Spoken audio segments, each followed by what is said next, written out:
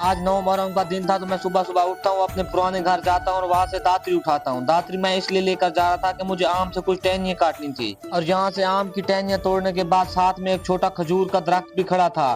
तो मैंने सोचा कि ऐसा करता हूँ, कुछ खजूर की टहनियाँ भी यहाँ से काट लेता हूँ और फिर ये मैं टहनियाँ लेकर घर चला जाता हूँ। हमने खत्म के लिए भी सामान वगैरह मंगवाया था।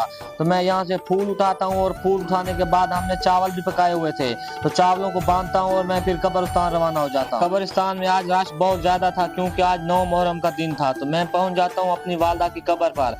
तो आप सब लोग भी एक बार सूरह फातिहा और 3 दफा कुल शरीफ पढ़ के मेरी वालदा की रूह को इसाल कीजिएगा।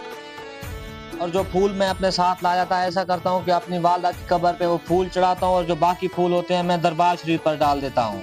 और दरबार पर फूल चढ़ाने के बाद अब्बू जी मुझे बुलाते हैं और कहते हैं कि आओ खत्म शरीफ शुरू करें। तो मैं खत्म शरीफ में बैठ जाता हूँ और खत्म जैसे मुकम्मल होता है तो ये बच्चे इकट्ठे हो जाते हैं, तो हम ये सामान इन बच्चों को दे देते हैं।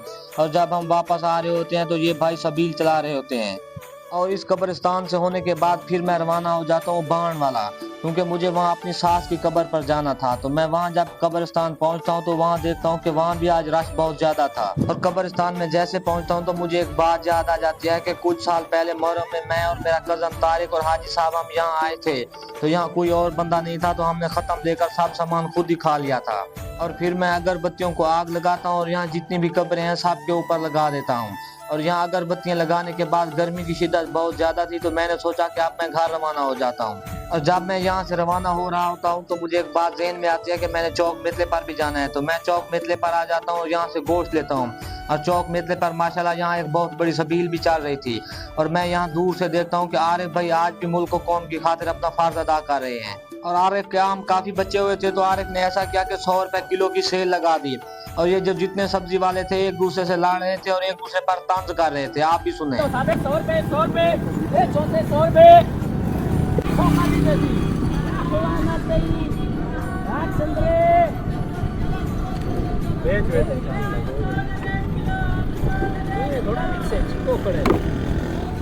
आरिफ के आम तकरीबन बिक चुके थे, तो हमने इसे भेजा कि जाओ बर्फ ले आओ और इसमें पानी डालो और हम भी आम ठंडे करके खाते हैं।